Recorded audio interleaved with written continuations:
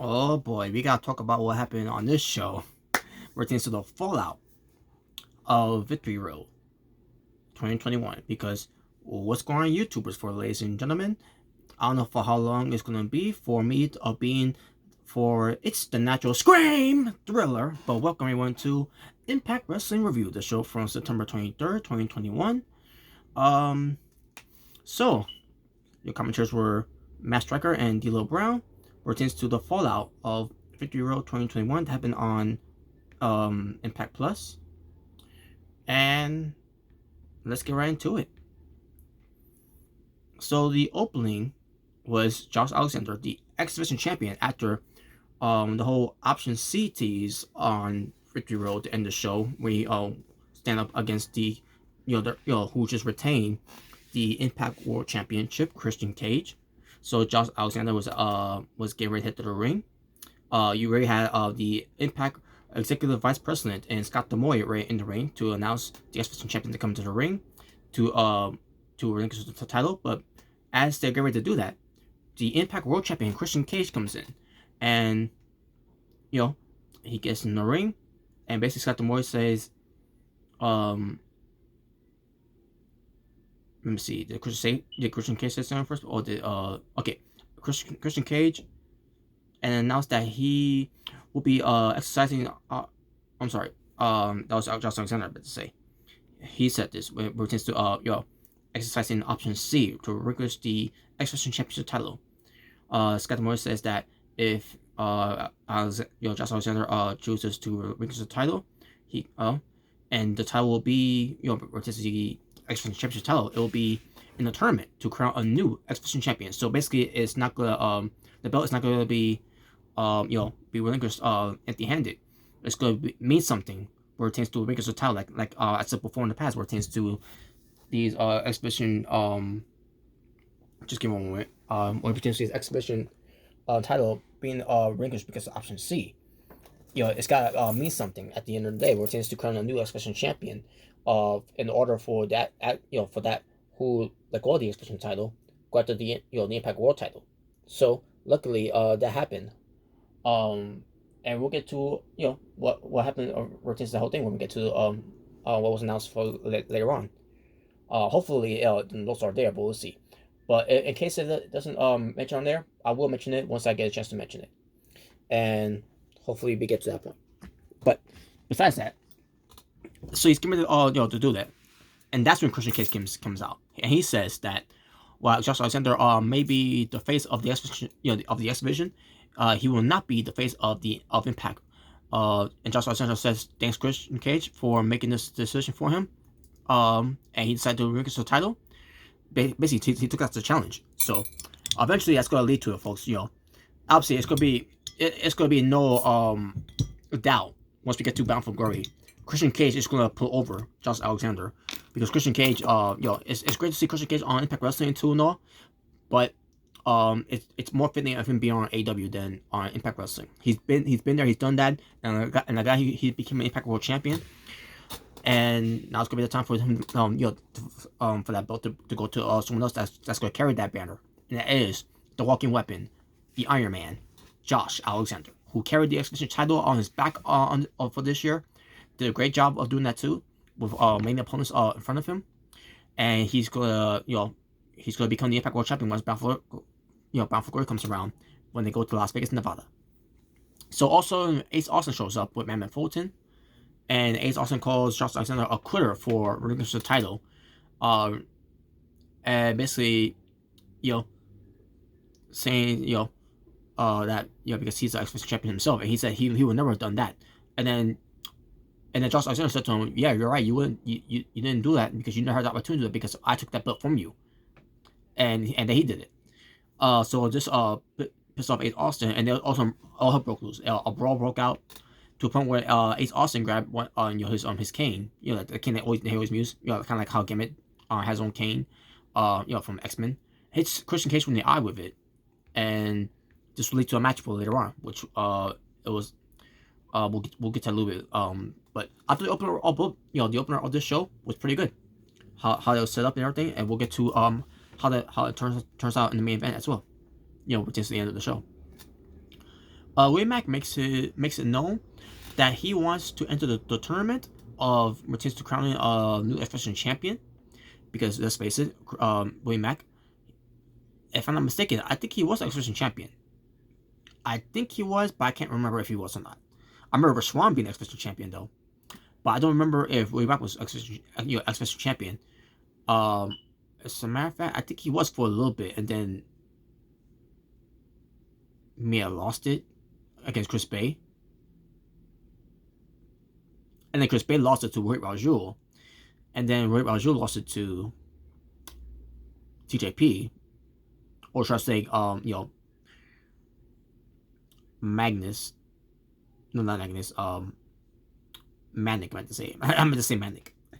But I digress. Anyways, but I'm pretty sure Willie Mack was X Division before. But anyways, meanwhile, while he's going to do that, Willie Mack's going to be in this tournament. Rich Swann says that he's going to enter himself into Bound for Glory in the Collier Shot Gauntlet match. For the last 2 years, Eddie Edwards was the first one who won it. He cashed in, got the Impact World title. The problem was he couldn't wrestle for the title because, it was the pandemic at the time, and Tessa Blanchard was not around no more. Michael Elgin was around, but but it ends up changing plans. Cars are subject to change because of that. When Moose ends up being the Impact World Champion, I mean the TNA World Champion. Excuse me. You're bringing up the TNA World title, which it was not an official title at the time. Because the way they kept they kept talking about it, and they had Hernandez in there. And then have Moose win the match and everything. Basically he's representing the champion since Tessa Blanchard ain't there and all. Which I thought was great the way they did it. And there's issues with Tessa Blanchard too, where Impact Wrestling at the time as well. Not gonna go along. Not gonna go too further on that one. But we're to say Edwards. Unfortunately he couldn't catch in that opportunity, but he still gets again that shot either way. After coming back, for that brief time, he's finally allowed to come back, and then he ends up being the Impact World Champion at the end of the day. So basically, in a way, I can understand now why they had to be the World Champion, but I still didn't like it at when it retains the anniversary, especially how they did it too, especially how it ended as well. But it was still a good match though at the time. So in a way, I can understand why they did it. Because they feel like they're owed to Eddie Edwards, and they wanted to make this Collier Shot trophy to mean something, and and it made me something. Eddie Edwards was the first guy to cash in and win, and then we'll chance to Rhino win it, even though that's supposed to be for Heath, but Heath got hurt in the match last year, which is why they called an audible and had Rhino win it. So basically, it was gonna be just Rhino and Heath be tag team champions, but unfortunately Heath never recovered quick enough. So they've been stalling time until Rhino as being part of Vibe by Design cashed in and became tag team champions along with with Joe Doring. But in the case where it tends to Fabio Freebird's rules, it could be for Vibe by Design. Basically the belt belongs to Vibe by Design until the Good Flirting Brothers won it. But it's whatever. And now that whole thing with Rhino team up with with Vibe by Design is over now. Until we get to Impact Wrestling, which hopefully that's the return of Heath. We'll see. We shall see. But now we get to this Collier Shot Gauntlet match. For Bound for Glory, third annual for Bound for Glory, which is great. And then Mike Myers. I mean not Mike Myers. No, not Mike Myers from Austin Powers. Brian Myers, excuse me, I meant to say. He decided to be in the match too. And they have an exchange of words, Rich Swann challenges Mike Myers. Brian Myers. See, I did it again. To a tag team match. And we'll get to who ends up being Brian Myers' tag team partner, because it was teasing if he was gonna pick either Sam Beal, Ziggy Dice, and what's the other guy's name?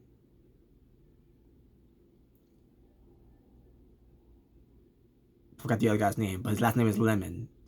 So it's whatever. But we'll get to that match later on. Also, we get to Christian Cage, where it tends to his injury, his eye injury, where the doctor said that he can't compete.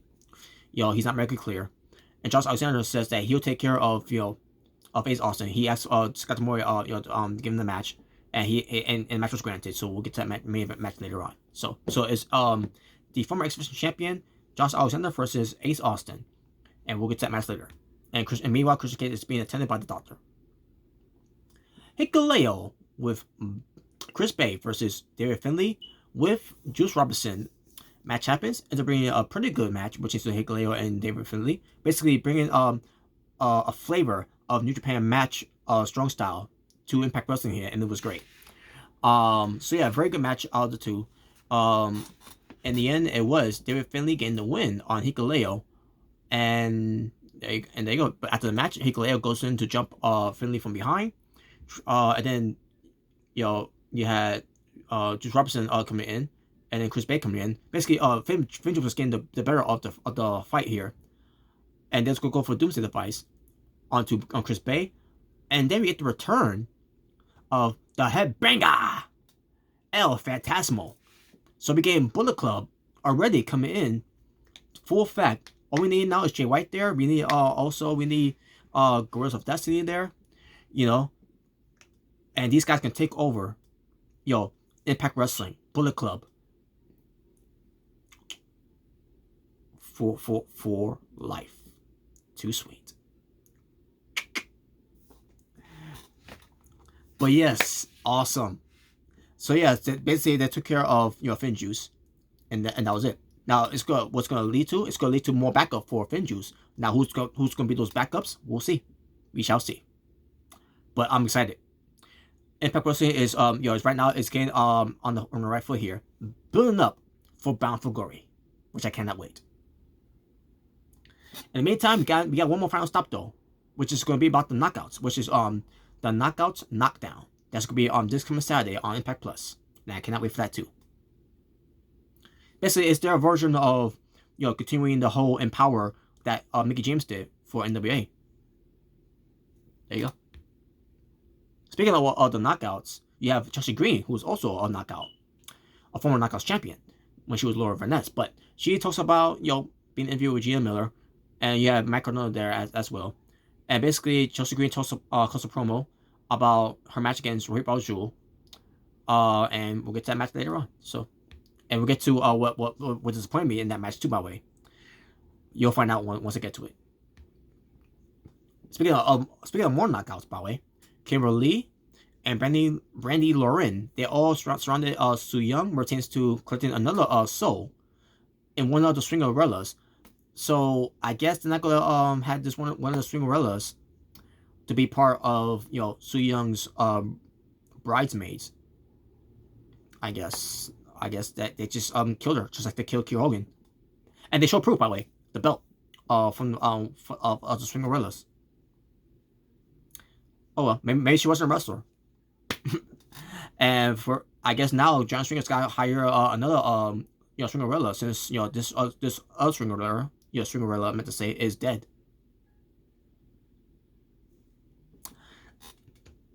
Unless they just want to cancel Swinger's Palace, and had to go out of business, since they're going to be up in competition against the Caesar's Palace, what they call Las Vegas, Nevada, and for Bound for Glory. That's gonna be the build up too, by the way. When it tends to that, where it tends to the segment, where it tends to build up matches for Bound for Glory, they also build up segments where it tends to Swinger's Palace versus Caesar's Palace.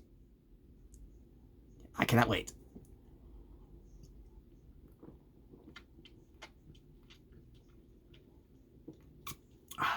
Tasty.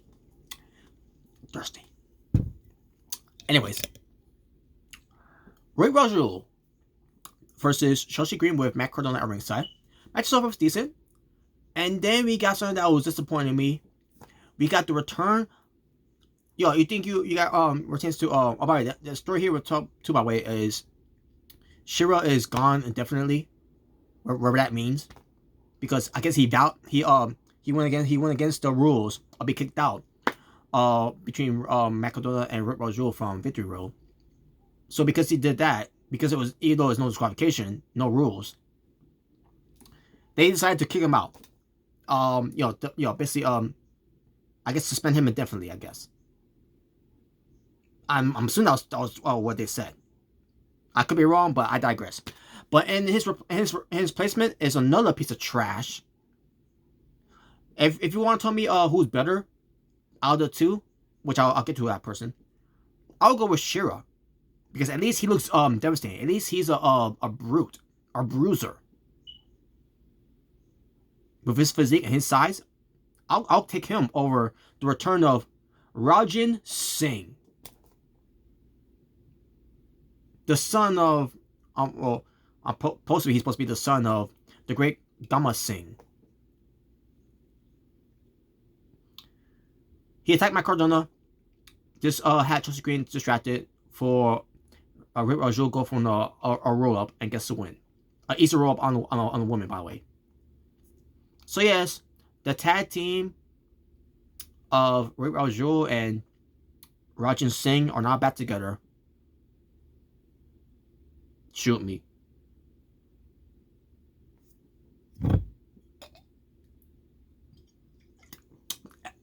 As long as if he has some improvements after coming back, after all this time being gone, for God knows how long he's been gone. What, 2 years? Who cares? If he improved, maybe I'll have a second opinion about this guy. But if I don't see any improvement of him after coming back all this time being gone, why did you even bother bringing him back in the first place? He sucked then, and we'll see if he still sucks now.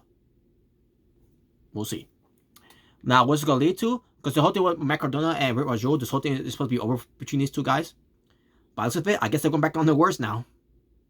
Where's the logic in that? Whatever. Eddie Edwards, he cuts a promo about what W. Morrissey has done to Alicia Edwards. Now, I teased this before, folks, where it pertains to me talking about this whole thing. You know, because it was so devastating what happened to Alicia Edwards and everything, right? You know, Eddie Edwards' wife. The same Alicia Edwards who is a wrestler, who takes bumps for a living. And yes, W. Morrissey maybe is twice as big than other bumps that Alicia Edwards has been in, like which is to Havoc and whoever else you want to throw in there as well. So I'm supposed to feel sympathy. Even the commenters, by the way, Matt Striker and D'Lo Brown are having sympathy, talking real low and sounding sad because what happened to Alicia Edwards. She's a wrestler! She does this for a living! Why the fuck should we care about any type of sympathy for what happened with Alicia Edwards? Where's the logic in that? So, of course, Edwards is pissed, obviously. Now, I'm not trying to say Eddie Edwards can't be pissed about this. At the end of the day, W. Morrissey, he laid his hand on his wife. So, I'll be if anything, Eddie Edwards is showing some fire here. And then Sammy Callahan shows up. And basically, Eddie Edwards didn't want to hear anything of Sammy Callahan about what's been going on, about he leaving him there and all that, right? It's like, he doesn't care about that. You want revenge, right? Let's get revenge. Let's go after Moose. He's basically the first target. And sure enough, he was. They attack Moose. Moose doesn't know where he is. We're just W. Morrissey because they're looking for W. Morrissey. Because they're not at the end of the day they're not friends or anything. But he just works. He just works for him. They just work for each other or whatever. They do what they gotta do, and they got their jobs done. But they basically beat up on Moose.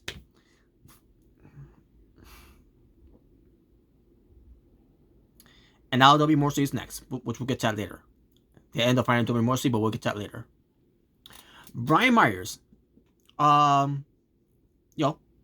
comes out with his students because he's going up against Rich Swann and Waymack, the Sojas. So he comes out, he cuts a promo and says that none of his students are gonna be his partners because they're gonna be the learning tree, pertains to his partner, which ends up being VSK. And I'm like, okay, cool, VSK, awesome. So we get to the match.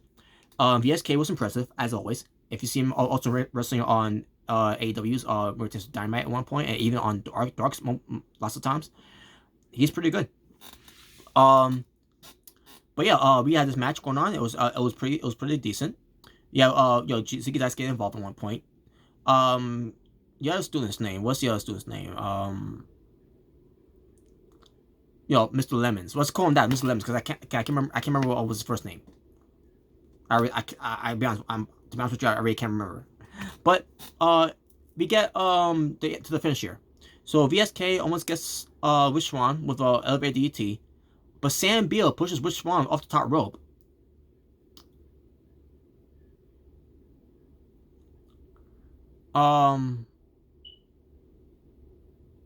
Okay, I remember now. So after VSK, almost went for the elevated DDT, and I guess Rich Swann made a counter that, and then he went to the top rope, and then that's when Sam Beal pushes Rich Swann off the top rope to VSK, except for one thing, it backfired because as Rich Swann was pushed off by Sam Beal to VSK, Rich Swann lands on VSK and gets a 3 count, and like Brian Myers is gonna get it's gonna chew him out for for that. It's not VSK's fault. It was Sam Beal for getting involved. So, but here's the thing: is Sam Beal going to be the blame for this? I'm pretty sure he's going to get yelled at. But is he going to get blamed for this, or is it going to be VSK getting the blame for this? At the end of the day, we'll see. But Brian Myers looks upset after that. But basically, the match was over. So Brian was upset, but they didn't really show anything of it after that because I guess they're saving that for the next Impact Wrestling show, which that's going to be, the one I'm going to be looking forward to.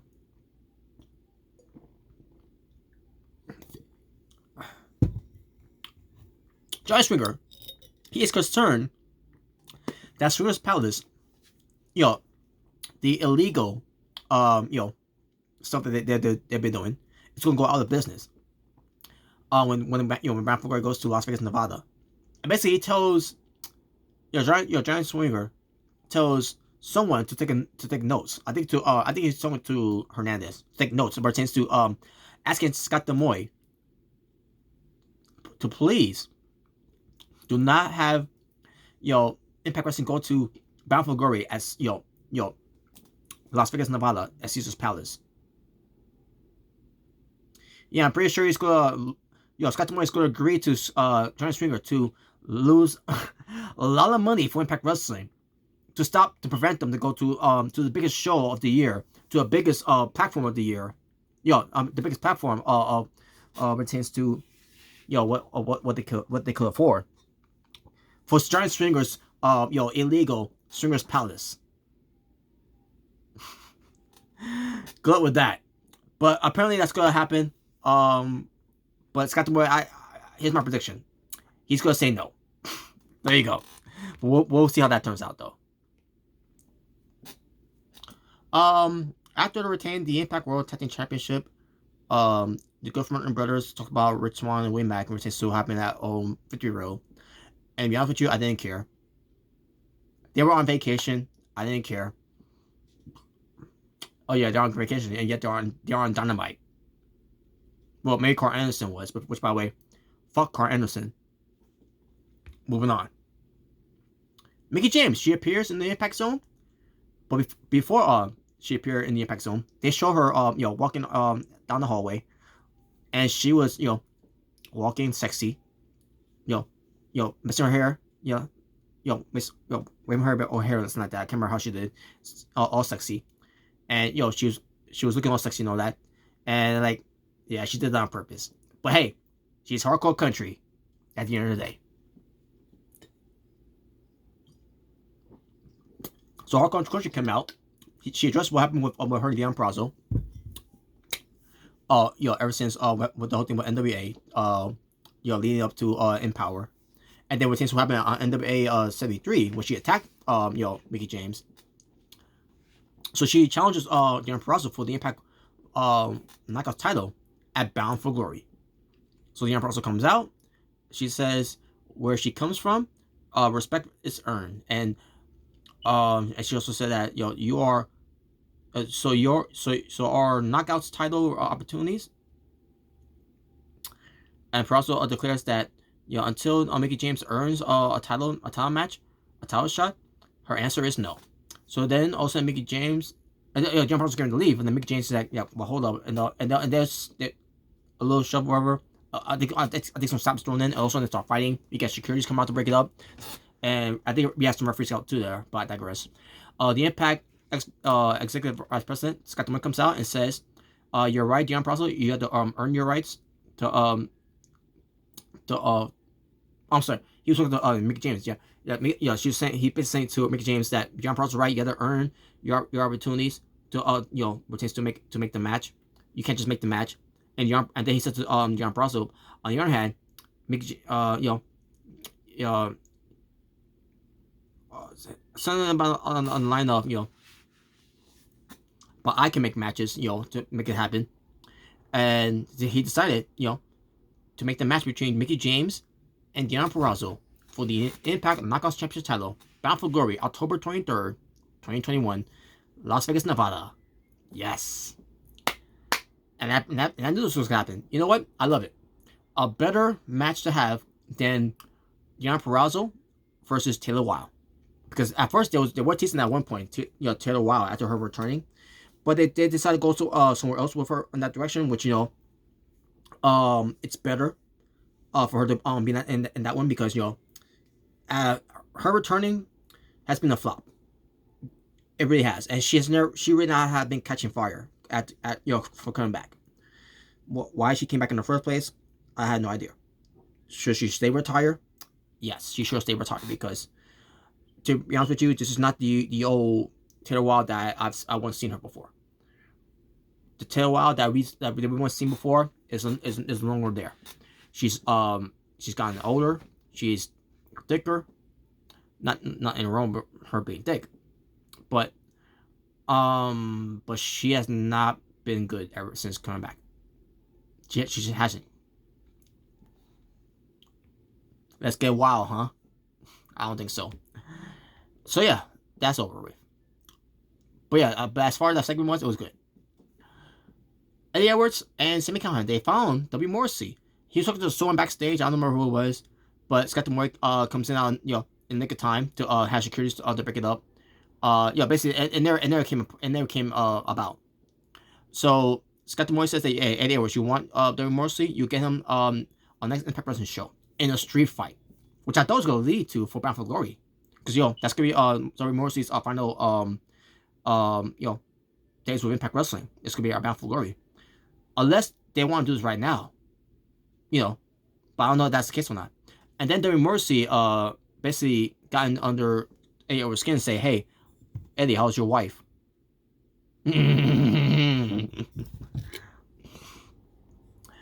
Wow. Be careful what you wish for, W. Morrissey. But I digress. Next, Gia Miller. She interviews Gail Kim, who is in charge of the pay-per-view of the Knockdown. That's going to be on Impact Plus. She talks about, announcing an 8-person tournament, where, an 8-women's tournament, I should say, where the winner will face the Knockouts champion I guess in the future, right?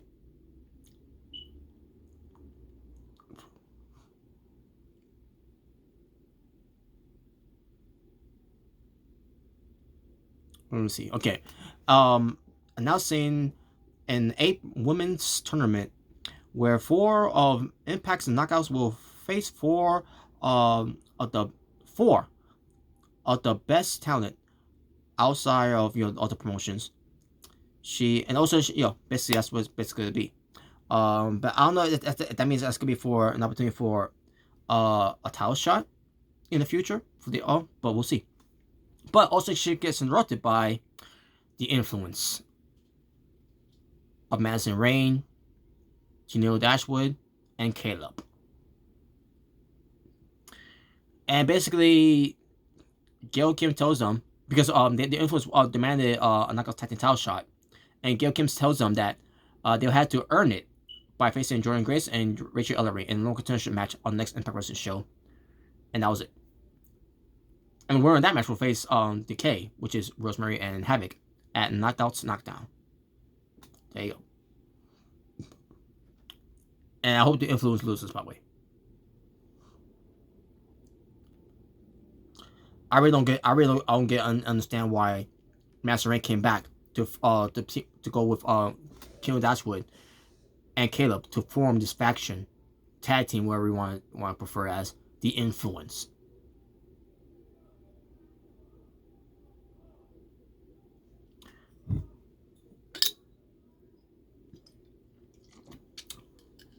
That's my feelings about it. So, what to look for on the next Impact Wrestling show, which is my next Impact Wrestling review as well. The X tournament kicks off with Laredo Kid versus Trey Miguel versus a new up-and-comer Impact wrestler who's I guess he signed with Impact Wrestling, Alex Zane. He used to work for WWE NXT until they shit canned him. You lost WWE. So now I'm gonna see what this guy made of. Alex Zane. We'll see how he does.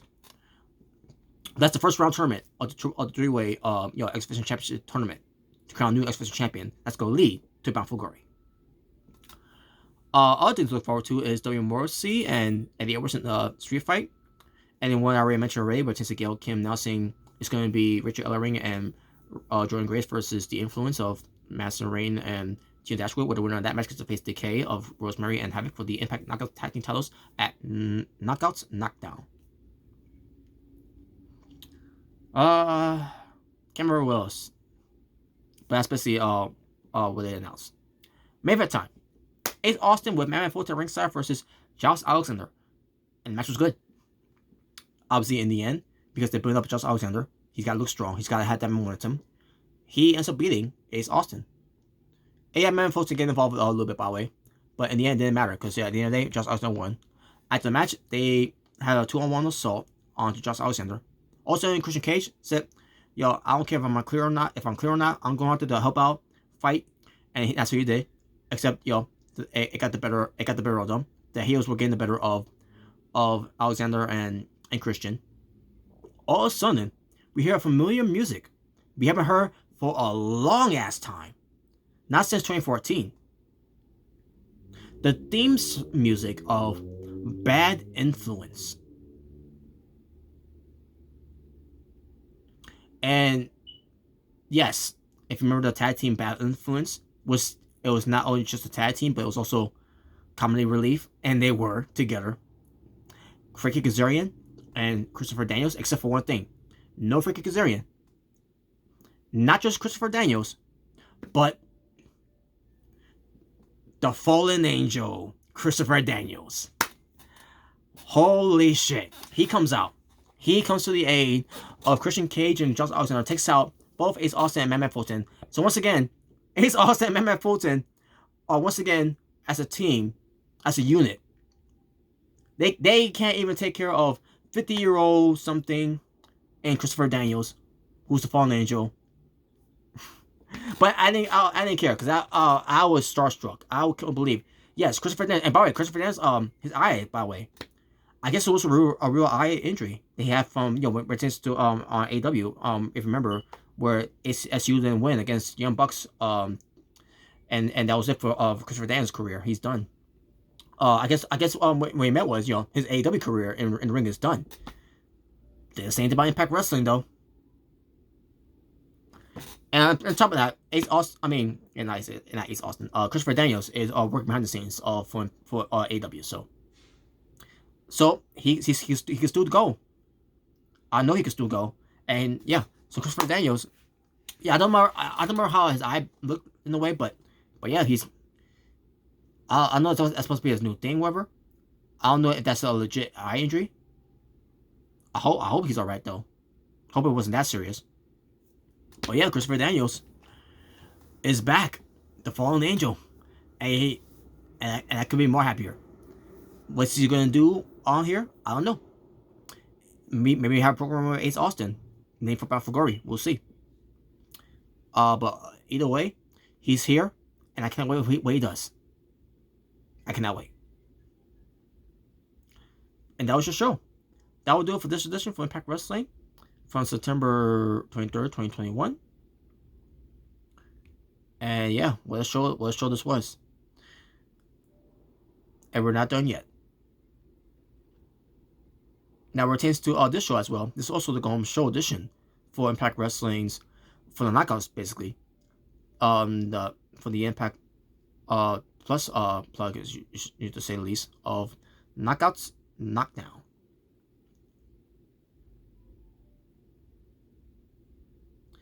I guess the Total Wrestling were 4 matches, but let me just double check.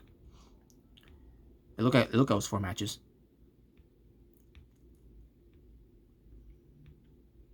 Yeah, 4 matches. And my overall strength for the show, I'm gonna go with, because of the fallen angel of Christopher Daniels returning, which that shocked the hell out of me. Was not expecting that. Not that anyone was expecting that either way, but it was the best kept secret. 8.5 out of 10. Awesome. And there you go, folks. And with that being said, thank you all for watching. For this natural scream thriller, saying peace on the streets for you to stay well, stay safe, take care of yourself, everything that's going on in the world, wear your mask, wear your gloves, get vaccinated, love one another, God bless one another, live in peace and harmony for us all. Make sure you all be better, be respectful, be appreciative, and be loved to others. And with that being said, I am out here. That's all for now. Take care.